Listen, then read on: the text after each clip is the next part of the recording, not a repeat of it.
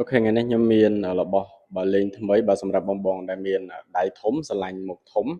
វាជាប្រភេទតាំងបាទ version ចុងក្រោយដែរដែលមានប្រព័ន្ធការពារទឹកបើកម្រិត 10 ATM បើគឺស្មើនឹង100ម៉ែត្រអូខេអញ្ចឹងខ្ញុំធ្វើការតេស្តជូនបងប្អូនអរគ្នាគឺខ្ញុំចាប់ផ្ដើមពីម៉ោង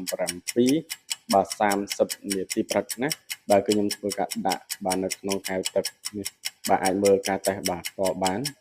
ខ្ញុំតេស្តបាទរយៈពេលបាទ1ម៉ោងទៅ2ម៉ោងគឺនិយាយទៅបងប្អូនទាំងគ្នាអាចមើលចាក់ស្ដែងបានតកតងជាមួយនឹងបាទ